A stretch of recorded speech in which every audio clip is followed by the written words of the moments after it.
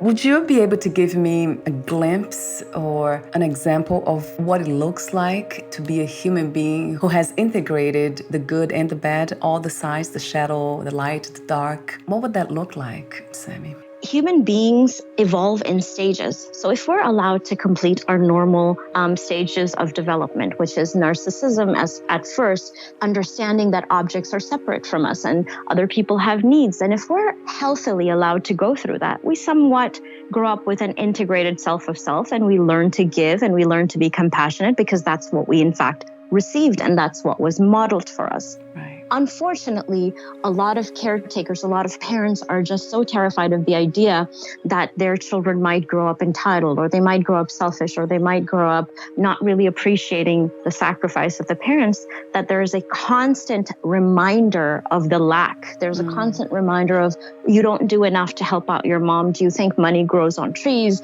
Do you know how hard we work and we don't have money for rent?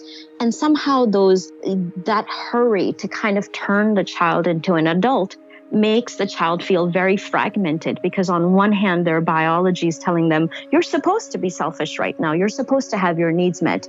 But they are forced to repress that side of them in order to create sort of this external reality which matches who they are. And so the unmet needs that the parents had that they projected onto the child internalizes that, internalizes the lack, and internalizes the flaw. However, because it doesn't feel good to feel that lack, because that's not our true nature. Our true nature is uninhibited, it's boundless. When we disconnect and we fragment these parts of ourselves, it doesn't feel good. But instead of really looking at them and instead of really figuring out why they're there and what we can do to integrate them, our instinct is to just naturally create our shadows, create shadow selves that we trap into the basement of our awareness and refuse to look at those parts of ourselves.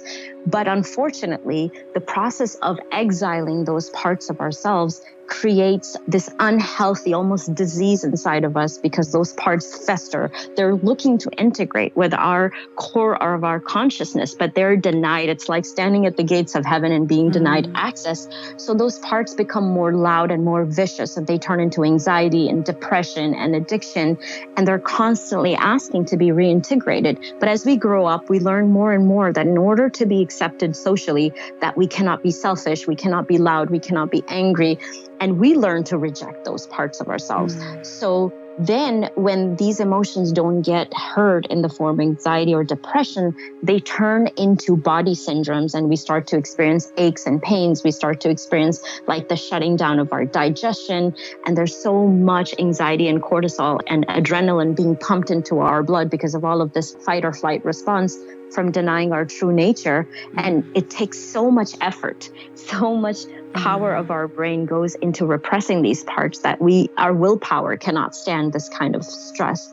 So that's when we start to notice something is wrong, something is off, and I cannot figure out what it is. And it's usually these parts asking for that reconciliation.